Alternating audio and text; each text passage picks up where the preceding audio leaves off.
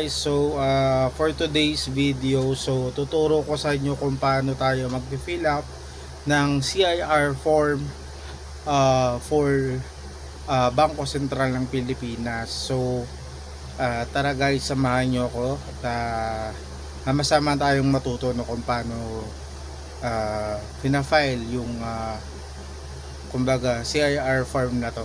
Okay? Sige, so tara na guys.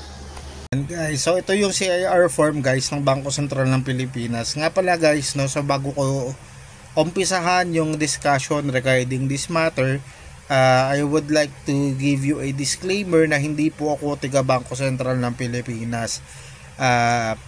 Kumbaga natutunan ko lang din to dahil meron akong naging transaction before through GCash, no, via GCash na nagkaroon ng problema. And then taon naman na meron akong isang kaibigan na nakapagturo sa akin ng proseso kung paano ko ilalapit kay Bangko Sentral yung naging problema ko dun sa e-wallet ko, which is si GCash. Pwede rin to, no, sa mga bangko na kung meron kayo mga naging problema sa mga transaction ninyo, sa insurances, mga pawn shops, pwede nyo rin sabihin dito guys, no. So yung ano nga pala nito, yung link paano i-download tong form na to, din yung email, contact number ni Bangko Sentral, ilalagay ko na lang din sa description, no. So yun lang guys. So tara umpisahan na natin to. Okay, so ito yung Bangko Sentral ng Pilipinas CIR form. So una, ano ba tong Bangko Sentral ng Pilipinas CIR form or the Consumer Protection and Market Conduct Office na form na to, no guys. So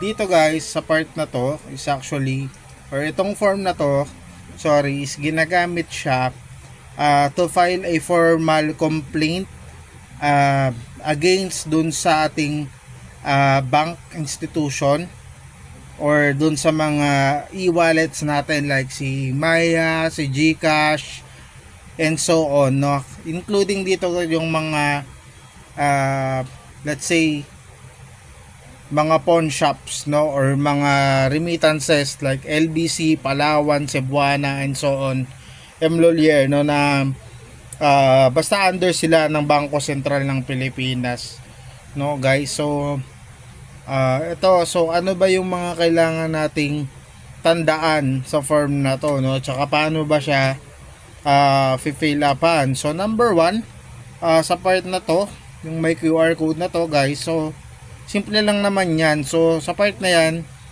gusto lang malaman ni BSP kung sumasang-ayon ka ba dun sa data privacy, no, kasi since kukunin nga nila yung mga personal information natin, so and then kailangan natin ng tulong nila, so better na sumang-ayon tayo dito. Rest assured naman na kumbaga secured yung ating mga information with them, no. So kailangan lang natin i-click yung sumang-ayon, then pirma, then yung date kung kailan tayo nagfa-file ng kumbaga nung ating sumbong or complaint, ano. Tapos dito, so mahalagang paalala nila, so wag daw tayo magbibigay ng mga PIN, password, account number and so on, kasi hindi naman nila na need yon, no. So and then, so ano ba yung mga kailangan natin tandaan? So bago natin gawin tong form na to guys, itong CIR form na to, make sure lang natin na nakipag-usap na muna tayo dun sa bank institution or sa mga e-wallet natin like GCash, Maya. Nakapag-file muna tayo ng ticket, then let's say talagang matagal na talaga yung ticket number, like sa naging senaryo ko, 1 buwan mahigit nang hindi na ibabalik yung pera ko ni GCash. So kaya ako nag-file itong complaint na to, no. Sinishare ko lang siya para kumbaga matuto rin tayo lahat, no, kung paano gawin tong bagay na to, kasi malaking tulong to. Pag hindi tayo mabigyan ng time frame ng mismong bangko natin or ni GCash, pwede natin gamitin to, or pwede tayong magpatulong kay Bangko Sentral para kumbaga mas mapabilis yung pagpaproseso nung pagbabalik ng mga pera natin na nawawala. Okay, yun nga. So since kung tayo ay nakipag-usap naman na sa bank institution, so pwede natin i-click yung oo. Provide mo dito yung reference number or ticket number nung bank institution or nung e-wallet na nakausap mo. So kung wala ka pang nakakausap, so i-check mo lang naman yung wala. Tapos dito sa part na to, so usually yan basic information lang naman natin ito. So make sure mo na lang na ma-fill outan mo tong mga part na ito. Okay? So yan. So yung detalye ng reklamo, so kailangan lang dyan nakalagay lang kung ano ba yung ipa-file mo. So bagong reklamo ba yan, or nag-i-inquire ka lang ba, no? Or follow up, pwede rin follow up dyan, guys. So ano yung institusyon na nais mong ireklamo? So dito mo i-specify kung GCash ba yan, Maya, or kahit anong bangko na nagkaroon tayo ng concern, no? So ilalagay mo dito kung anong klase yung product or services na nagka-problema under doon sa bangko na yon or e-wallet. So nakalagay naman dyan, guys. So deposit, loan, credit card, e-wallet, syempre kung GCash or mga Paymaya yan, virtual asset.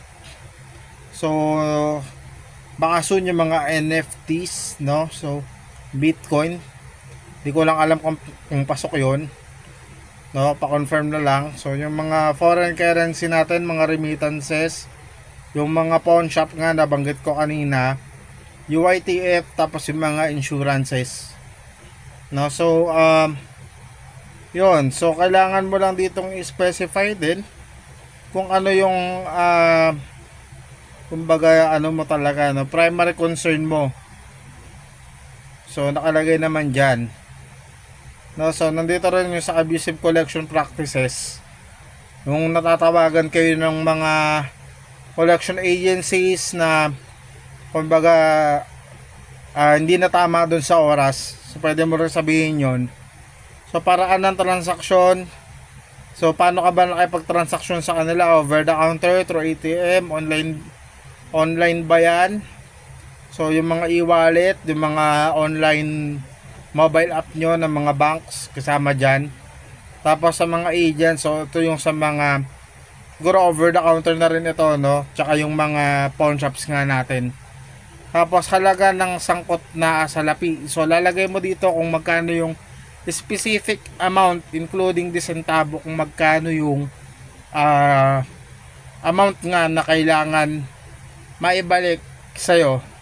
Tapos sa baba, so paglalarawan ng reklamo or tanong, so kailangan mo lang ditong i-specify kung ano, or ikikwento mo dito kung ano yung mismong senaryo, kung paano ka nakipag-transact sa kanila at sa nagsimula yung problema. Better dito, ilagay mo kung tanda mo yung date kung kailan mo na i-transact. Let's say online transaction yun, anong petsa yun. Tapos ilalagay mo rin dito kung kailan ka unang tumawag sa customer service nila. Lalagay mo yung ticket number. Hindi naman kailangan totally na, pero maganda kung mailagay mo na lang kahit hindi masyadong specific kung ilang beses mo nang sinubukan silang kontakin. Let's say sa isang buwan nakasampu kang tawag, wala pa rin, ilalagay mo yon. Tapos note mo na lang na kunyari until today wala pa rin silang response, isang buwan na, let's say for example lang, lalagay mo rin na until now po, isang buwan na, lagay mo yung date, wala pa rin po silang nagiging response, or hindi pa rin nila mabigyan ng exact time frame, pwede mong isabihin yon.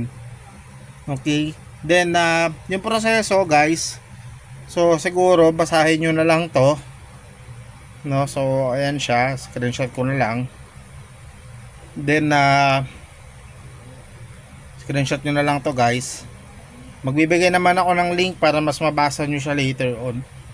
Then ito yung mga pwede nyo itong i-download via QR, yung kumbaga yung mga batas patungkol sa Bangko Sentral, no? Then for notation, so dito lang naman is mismong Bangko Sentral employee na po yung gagawa, guys, no? So yun lang, guys, at maraming salamat sa time ninyo sa pakikinig, and then yun, no, please like, share, and subscribe dun sa channel natin.